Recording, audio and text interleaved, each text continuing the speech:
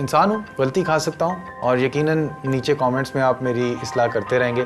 बस एक रिक्वेस्ट है, क्योंकि मौजू इल्मी है तो ज़ुबान को भी इल्मी दायरे तक महदूद रखिएगा। तो आइए आज के ख्यालात में इंसान के जीनियाती मुस्तकबिल में घुस के पढ़ते हैं। एवोल्यूशन की थ्योरी को ज़्यादातर डार्विन के नाम से जोड़ा जाता है, यहाँ तक कि कुछ लोग डार्विनिज़म ही इसे कहते हैं। और क्योंकि डार्विन खुद एक लादीनी पस मंज़र के आदमी थे, यानी कि एथियस्ट थे, मुल्हिद थे, तो इसलिए एवोल्यूशन के मानने वालों पर भी मुल्हिद होने का इल्ज़ाम लगाया जाता है। डार्विनियन इवोल्यूशन एक साइंस है, डार्विनियन इवोल्यूशन एक मजहब भी है। अगर खुलकर बता दिया तो आपका पाकिस्तान में रहना मुश्किल हो जाएगा। जबकि ऐसा होना ज़रूरी बिल्कुल नहीं है। डार्विनिज़म की जगह एवोल्यूशन का लफ्ज़ इस्तेमाल करना बेहतर समझता हूँ मैं, यानी कि अपने डार्विन नहीं, नज़रियाए इर्तिका, जिसको साइंसी हकीकत माना जाता है। शख्स या नाम की पूजा नहीं है ये, ख्याल की साइंसी कायदे के इम्तिहान के ज़रिए तस्दीक होने पर यकीन है ये। अब ज़्यादातर साइंसदान शायद इस काम को करना इतना अहम ना समझे, मगर मुझे अपने दीन के पेश किए गए इंसान की इब्तिदा के तसव्वुर को इस साइंसी हकीकत के साथ हम हंग खड़ा करना, इसको साबित करना ज़रूरी लगता है। शायद दकियानूसी सोच को अपने ईमान से पाक करना, शायद रिकन्स्ट्रक्शन ऑफ रिलीजियस थाट करना, ये एक ज़रूरी अमल लगता है कि भाई इर्तिका तो हो रही है। छोटे पैमाने में हमें एक जनरेशन में नज़र आ जाती है, बड़े पैमाने में हमें नस्लों में नज़र आती है, माहौल के हिसाब से हमारी जिल्द के रंगों में हमें नज़र आ रही है, और माइक्रो स्केल में हम कोरोना की भी इर्तिका देख चुके हैं, एपिडेमियोलॉजी में एवोल्यूशन, जिसकी वजह से डेल्टा से ओमिक्रॉन बन गया कोरोना। और साइंसदान को इस बात पर कोई शक नहीं कि जानदार मखलूक जो है वो इर्तिका के मराइल में से गुजर रही है। हम इसको डीएनए कोड में भी देखते हैं। डीएनए कोड आपको याद होगा, हमारे बातिन में मौजूद ये कोड जो तकरीबन हमारे बारे में सब कुछ मुतय्यन करता है। ये डिजिटल इल्म है और इस इल्म से पेशन गोइयाँ भी की जा सकती हैं कि ये तब्दीलियाँ हमें किस मुस्तकबिल की तरफ लेकर जा रही हैं। अगर हम इंसान से पहले की जानदार मखलूक़ात का नक्शा खींचें तो हमें तब्दीलियों की एक कहानी मिलती है जो कि पैदाइश के तरीके में पाई जाती है। मजहबी स्कॉलर्स और साइंसदान इस सवाल पर बहस करते रहते हैं कि क्या जानदार मखलूक़ात ने बहर की गर्म गहराइयों में जन्म लिया या किसी मोज़े से, या दोनों से। मगर तकरीबन सब जो साइंस जानते हैं इतना तो पहचानते हैं कि 3.8 अरब साल पहले पहला खलिया वजूद में आया, अ सिंगल सेल्ड ऑर्गेनिज्म। ये माइक्रो ऑर्गेनिज्म एक ही नस्ल बाद मर मिट जाता अगर ये अपनी नस्ल को आगे पैदा करने का तरीका ना ढूंढ पाता। मगर इस जान ने तरीका ढूंढा और जिन माइक्रोब्स ने तकसीम करना सीखा उनने छोटे छोटे ख़ानदान चलाए आगे। साथ में अगर हर डिवीजन सेल्स की एग्जैक्ट सेम होती तो दुनिया इन्हीं खलियों से अभी तक भरी हुई होती और ना मैं और ना आप वजूद में आए होते। मगर क्योंकि आप और मैं यहाँ पे मौजूद हैं तो ये सबूत है कि ऐसा ना हुआ। 1 अरब सालों बाद छोटी छोटी तब्दीलियों से वसी तादाद में मखलूक़ात के मुख्तलिफ मॉडल्स वजूद में आए, जिनमें से कुछ ट्रांसफॉर्म हुए एक सिंगल सेल्ड ऑर्गेनिज्म से मल्टी सेलुलर ऑर्गेनिज्म में। आजकल के ज़माने के लिए तो ये बहुत कम तादाद में थे, मगर इन ऑर्गेनिजम्स में कम से कम वो सलाहियत थी, वो पोटेंशियल था, वो इस्तादाद मौजूद थे कि ये तब्दीलियाँ और भी पैदा कर सकें अपनी अगली नस्ल में। इनमें से कुछ तब्दीलियों ने कुछ मखलूक़ात को फ़ायदा पहुँचाया रिस्क हासिल करने में या दुश्मनों से लड़ने में, कि उनको मौका मिला जीने का और भी म्यूटेट करने का। और फिर 2.5 बिलियन सालों में ये तब्दील होते हुए मुकाबले में मल्टी सेल्ड खलिए में एक मौजूदाती तब्दीली है, सेक्सुअल रिप्रोडक्शन। जिनसी पैदावार से एक नया जरिया मिला और भी वसी तब्दीलियां लाने में, जब माँ और बाप का जिनियाती मादा और भी मुनफरद अंदाज से एक दूसरे से जोड़ा जा सके, कि नए नए रंग आने लगे तेज़ी से मखलूक़ात में। इस कमाल के प्रोसेस से गैर मामूली रफ्तार से बुनियादी ऑर्गेनिजम्स में तब्दीलियाँ लाने की सलाहियत आई जो कि पहले ना थी। ये 5400 लाख साल पहले की डेवलपमेंट से मखलूक़ात में मछलियाँ वजूद में आईं। कुछ मछलियाँ रेंगती रेंगती पानी से बाहर आईं और उनकी इर्तिका से मैमल्स वजूद में आए। इन कुछ मैमल्स में से मॉर्फ करके होमो सेपियंस आए, हैवानी इंसान। ये है साइंस की तहकीक से मालूम हुई जानदार मखलूक़ात की इर्तिकाई तारीख। हम सब में उस इब्तदाई खलिए की हयातियाती बुनियादें मौजूद हैं जो पिछले 4 अरब सालों में तब्दील होकर ज़िंदा रहने के मुकाबले में जीत हासिल करके हमें यहाँ तक ले आई। अगर आपके आबाओ अजदाद जन्म दे पाए तो आप इधर हो, और अगर इस पूरी लाइन में कोई अपनी नस्ल आगे पैदा करने से पहले मारा गया तो आप इधर ना होते। मेरा पर दादा मेरे पर दादे की पैदाइश से पहले अगर इंडिया में किसी शेर से खाया गया होता तो मैं इधर ना होता। जानदार मखलूक़ात की तारीख है ही नस्ली मिलावट की तारीख, और हम इसको समझते हैं नज़रियाए इर्तिका के ज़रिए। आज भी इर्तिका जारी है, मगर पहले जो माहौल असर करता था हमारी इर्तिका पर, अब क्योंकि हम समझ चुके हैं इस प्रोसेस को, तो हम खुद ही अपना इर्तिकाई नक्शा खींचने पर आ रहे हैं। अब से हमारी तब्दीलियाँ, हमारी म्यूटेशंस का रुख हम खुद इख्तियार कर पाएंगे, क्योंकि हम में अपने जिनियाती मादे को तब्दील करने की सलाहियत आ चुकी है। जिनियाती मादा जो कि हमारे अंदर लिखी जानदारी की किताब पड़ी हुई है, ये हमारी नस्ल पे मुंतकिल होती है कि आपके बच्चे में आप जैसी आंखें हों या भाभी जैसा रंग हम पाते हैं। हम एक नए दौर की इब्तिदा पे खड़े हैं, जहाँ अब हम अपनी बायोलॉजी का कोड क्रैक कर सकते हैं, जिससे हमारे आने वाली नस्लों की दुनिया में इंतहाई तब्दीलियाँ आने वाली हैं। जो कि नहीं मानते इस ज़माने में एवोल्यूशन को, वो बिल्कुल ही करंट साइंटिफिक डेवलपमेंट से महरूम है।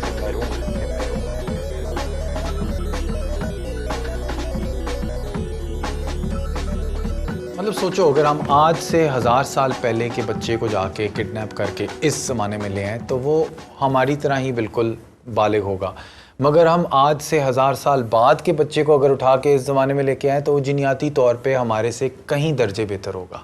यहाँ तक कि आजकल के इंसान शायद इसको सुपर ह्यूमन मानने लगे। ऐसी जिनियाती खुसूसियात होंगी उसमें जो आजकल के सिर्फ कुछ चंद इंसानों में पाई जाती हैं। जीनियस लोग जो आजकल के हैं वो कल आम लोग उस तरह ऑपरेट कर रहे होंगे। ऐसी भी क्वालिटीज़ हो सकती हैं जो हम जानते तक नहीं। हिस्सी इदराक, सेंसरी परसेप्शन के मामले में हो सकता है वो ज़्यादा डिटेल्ड हो और उसका दाखिल होने का अमल भी ज़्यादा तेज़ हो। Speed of perception might be increased. Upgraded man is coming soon. और मैं ये वैसी बातें नहीं कर रहा, ये एक्चुअली होने लगा है। और कैसे हम यहाँ पे पहुंचे वो भी आपको बताते हैं।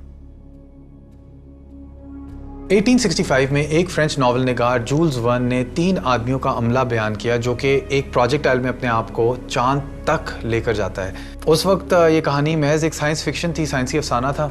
वो टेक्नोलॉजी तख्लीक ही ना हुई थी जिसकी मदद से 100 साल बाद इंसान असल में ही अपने आप को चांद तक लेकर जाएगा। उन वक्तों में ये तसव्वुर करना चांद तक पहुंचने का ऐसा ही है जैसे आज का इंसान कहता है कि वो सोलर सिस्टम के बाहर भी कभी जा पाएगा। मतलब शायद कर लेगा किसी दिन, मगर हमें पता नहीं है कैसे और कब तक।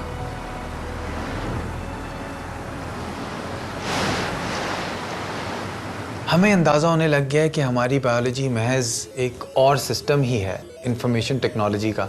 हमने सीख लिया है कि विरासत कोई जादू नहीं है या कोई मुआवजा नहीं है, ये एक कोड है। इस कोड को पढ़ा भी जा सकता है और अब इस कोड में लिखा भी जा सकता है। क्रैक कर लिया हमने ब्रो।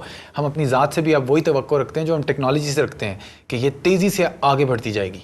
बहुत से लोगों को इस बात से डर लगता है, और लगना भी चाहिए, मगर थोड़ी एक्साइटमेंट भी होनी चाहिए ज़िंदगी और जान को बरकरार रखने के इम्कानात में।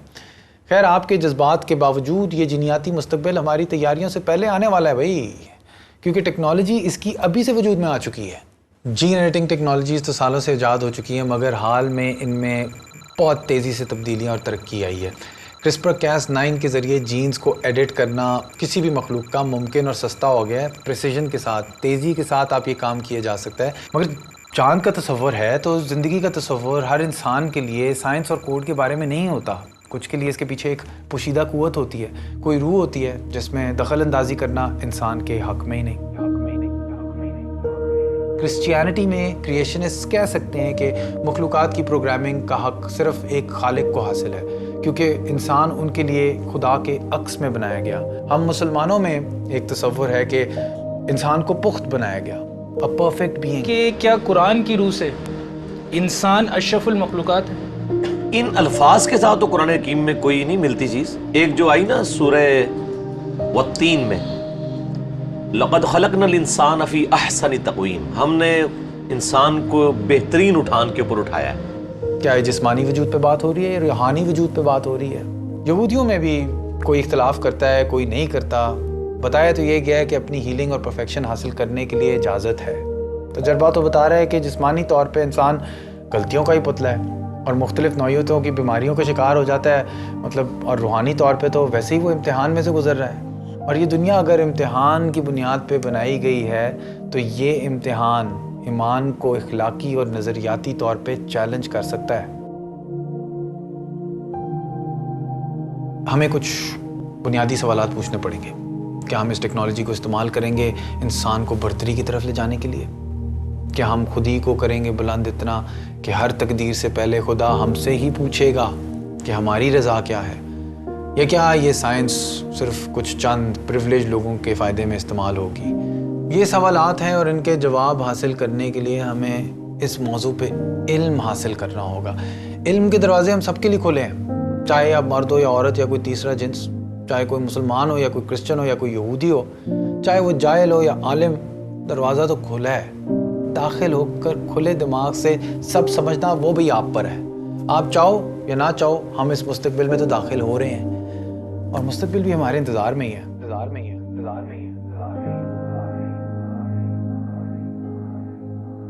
तो फिर हमारी नेचुरल एग्जिस्टेंस का मतलब हमारे कुदरती वजूद का क्या बनेगा? क्या हम खालिस नहीं रहेंगे? क्या हम प्योर इंसान नहीं रहेंगे? तो पहले हम नेचुरल, कुदरती, खालिस, प्योर इसका मानी थोड़ा तराश लेते हैं। ये गंदम जिसको हम नेचुरल कहते हैं, ऑर्गेनिक गंदम है। ये मकई, ये भी ज़मीन में से उगती है तो हम इसको नेचुरल ही कहते हैं। मगर आज से 10,000 साल पहले तो ये गंदम, ये मकई ऐसे ना थी। मतलब ये इंसान ने ज़राई इनकलाब के बाद ऐसे बनाई है। ये तो इंसान की अमल दखल से ही इस जगह तक पहुंची है। पहले तो एक बेचारा सा पौधा होता था टियोसेंटे के नाम से, मकई का परखा, जिसमें से जो 2-3 दाने मकई के लटकते थे। ये इंसान की हज़ारों सालों की हेरा फेरी है जिससे खूबसूरत सिट्टा ये वजूद में आया है। तकरीबन सब फल सब्जियां जो कि आजकल हम खाते हैं, सब इजाद की गई हैं इंसान से, परवरिश के ज़रिए, जीनियाती इंतखाब के ज़रिए, नस्ली चुनाई है ये। एग्रीकल्चर डूड, नेचर को हमने मैनिपुलेट किया है। तो फिर नेचुरल क्या है? नेचर तो यार इंसान की अमल दखल के बगैर जंगली है, जिसकी ज़मीन पर इंसान ने आके हल फेर दिया है। जहाँ मतलब पौधे खेत में महदूद नहीं होते थे, जंगल में आज़ाद एक जानदार मिट्टी में उगते थे। अब तो मिट्टी में भी केमिकल्स डाले जाते हैं, वो भी सिंथेटिक केमिकल्स। क्या हमारे बाप दादों का कबीलों में शिकारियों की तरह रहना ज़्यादा कुदरती था? क्या तब की तरह बैक्टीरियल इन्फेक्शन से तिब्बी इलाज की जगह नेचुरल इलाज से मर जाना ज़्यादा कुदरती तरीका था मरने का? तब तो आमतौर पे वैसे ही 30-31 साल की उम्र का बंदा दुनिया से फारिग हो जाता था। एंटीबायोटिक्स जो नहीं थी, मतलब जड़ी बूटियों और दम के इलाज से जो किया जा सकता था किया जाता था। एंटीबायोटिक्स भी वैसे क्या नेचुरल है? पेनिसिलिन तो एक मोल्ड में उगती है, लेकिन जो गोली हम खाते हैं वो आर्टिफिशियली सिंथेसाइज की जाती है, इंसान ने बनाई है, अननेचुरल है, मगर जान तो बचाती है। मतलब हम सब में कुछ गहरे बैठे हुए ख्यालात होते हैं नेचुरल होने के, प्योर होने के, मगर बहुत से ये चीज़ें जो हमें नेचुरल लग रही होती हैं वो सिरे से नेचुरल होती नहीं है, मतलब नेचर में मिलती ही नहीं है। और अगर हम दूसरी मखलूक़ात की बायोलॉजी इतनी देर से तब्दील करते आ रहे हैं, जैसे कि पोल्ट्री फार्म की मुर्गी जिसकी एहतियाती तब्दीलियाँ कर कर के हमने उसकी तकदीर ही तब्दील कर दी है, तो जो बायोलॉजी, जो हयातियात हमने अपने बाप दादों से विरसे में पाई, हम उसको अपनी तकदीर क्यों मान लें? मतलब अगर आप अपने बच्चे को सर्जरी से बचा सकते हो तो क्या आप करवा लेते हो सर्जरी? ऑफ कोर्स, सर्जरी कौन सी नेचुरल है? इंसान के पार्ट पुर्जों में घुस के पंगे शंगे लेना। मगर अगर आप उस बीमारी को सर्जरी से पहले भी जीन एडिटिंग से ख़त्म करवा सकते हो तो क्या IVF के ज़रिए एम्ब्रियो को स्क्रीन करके मुस्तकबिल महफूज करोगे अपने बच्चे का? तो फिर क्या एक छोटी सी तब्दीली कर दोगे कोड में कि उसका मुस्तकबिल और भी महफूज हो जाए?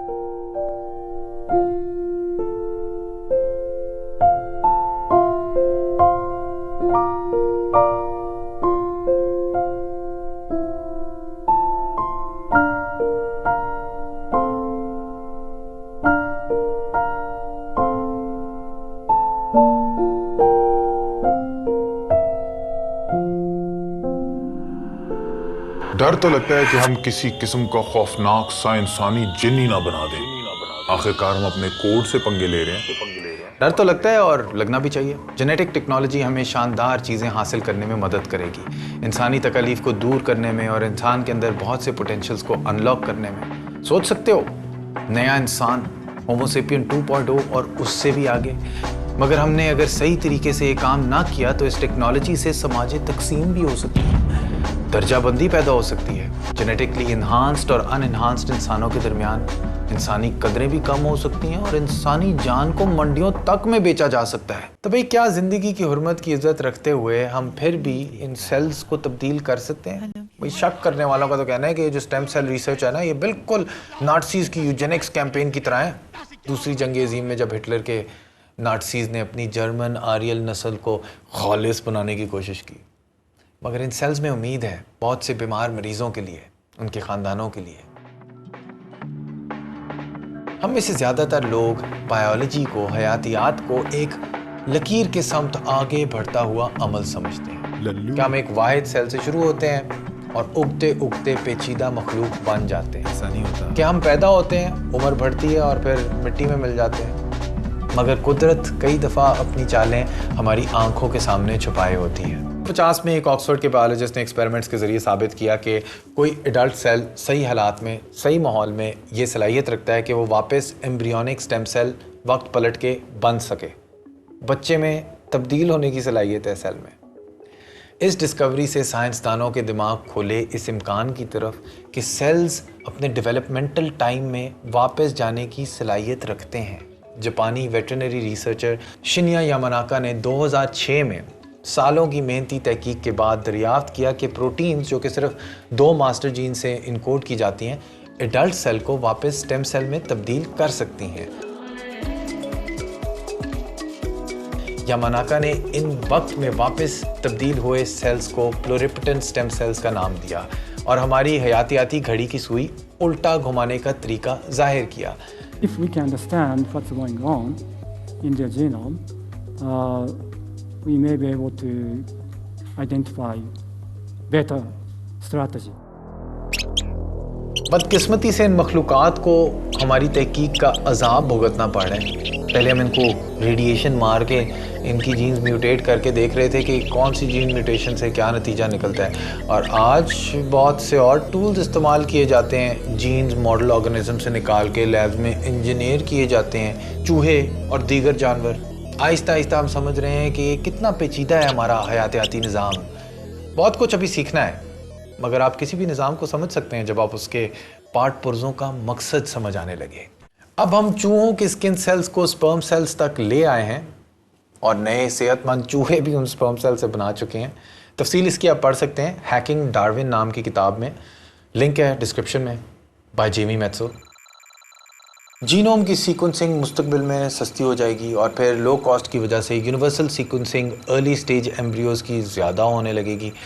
इसको जब हम इलेक्ट्रॉनिक मेडिकल लाइफ रिकॉर्ड्स और डेटा एनालिटिक्स से समझने लगेंगे तो किसी भी एम्ब्रियो के बारे में इतनी मालूमात पाई जाएगी कि सन 2045 में आपके बच्चे की पैदाइश से पहले ये मालूमात फैसला कुन मालूमात होगी। कुछ लोग चाहेंगे कि वो शाहीन बनाएं, इस टेक्नोलॉजी से सुपरमैन बनाएं, यूपर मार्च बनाएं, मतलब ऐसा इंसान जिसका IQ 1000 हो। मगर इन चक्रों में अंदेशा है कि कोई दरिंदा ना वजूद में आ जाए, कोई पागल सोशियोपैथ या किसी किस्म का जिस्मानी मरीज़। मतलब ये चीज़ें हमारी एनालिटिक्स एस्टिमेट नहीं कर सकती। काम बहुत पेचीदा है। ऐसा हो सकता है कि कोई नुकसानदेह म्यूटेशंस इस पैदाइश के तरीके से इंसान का मसला बन जाए। मतलब सोचो कि अभी का इंसान एक जंगली किस्म का इंसान है कि इसकी IQ रेंज अभी अनलॉक ही नहीं हुई। ब्रेन की साइज़ लिमिटेशन भी एक हद लगाती है IQ पर, मगर रे कुर्ज़वेल का कहना है, उनकी पेशन गोई है कि ये हद जो कि हमारे हयातियाती जहन की मजबूरी है, मशीनों के साथ मिलाप होने पे पार हो जाएगी। हमारे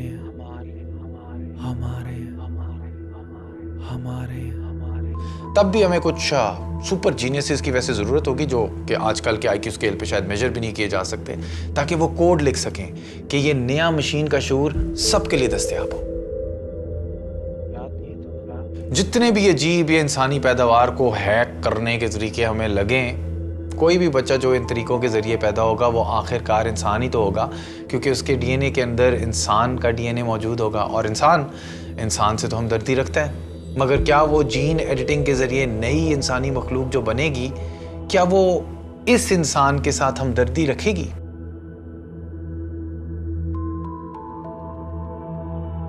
जुलाई 2017 में एक रास्ता तोड़ अमेरिकन साइंटिस्ट शौकत मितालिपोव पहला अमेरिकन रिसर्चर बना जिसने CRISPR-Cas9 से इंसानी सेक्स सेल्स को जेनेटिकली तब्दील किया अनइम्प्लांटेड एम्ब्रियोज में।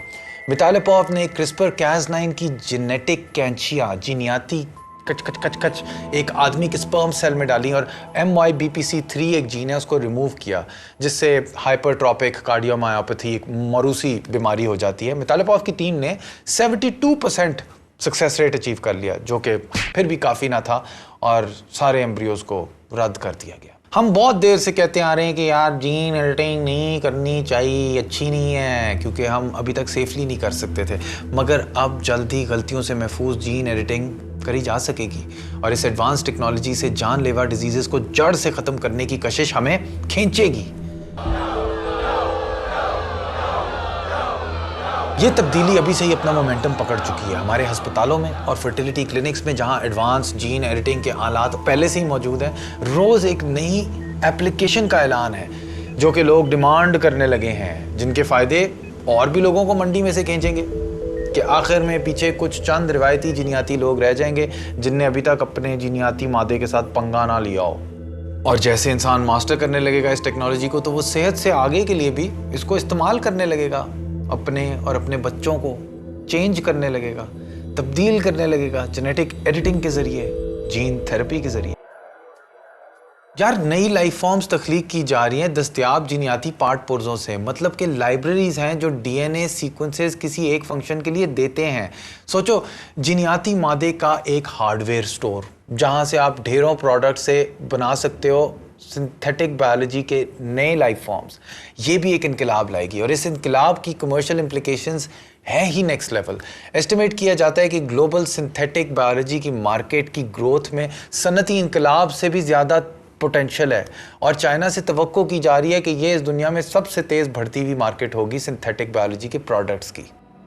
जैसे ही दुनिया की आबादी बढ़ती रहेगी, क्लाइमेट चेंज से मौसम गर्म होने लगेगा और नए सोच से बाहर मुकाबलों का हमें सामना करना पड़ेगा, तो इस किस्म की मोहतात gene editing based synthetic biology applications हमारी ज़िंदगी में लाजमी हो जाएंगी हमारी बका के लिए।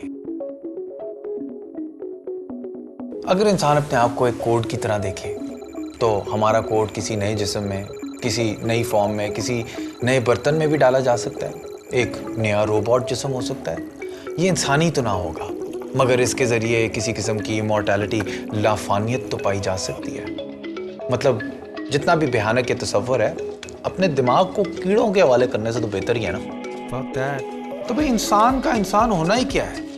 जेनेटिक्स और बायोटेक्नोलॉजी ने हमारी समाज को ही तब्दील कर देना है और हम इंसान की कमज़ोरियों, उसके वहमो गुमान, अपनी बुनियादी जहन और कदीम जबलतें और समाजी निज़ाम को हज़ारों सालों से बेहतर करते आ रहे हैं। और हमारा तन्हा दिमाग, जिसको दुनिया के इल्म के साथ जोड़कर हम लामहदूद इम्कानात दरियाफ्त करने की सलाहियत रखते हैं, इसके साथ साथ हमें अपने दीन को भी शायद अपने साथ लेकर जाना होगा, जिसके लिए उसकी इर्तिका ज़रूरी है।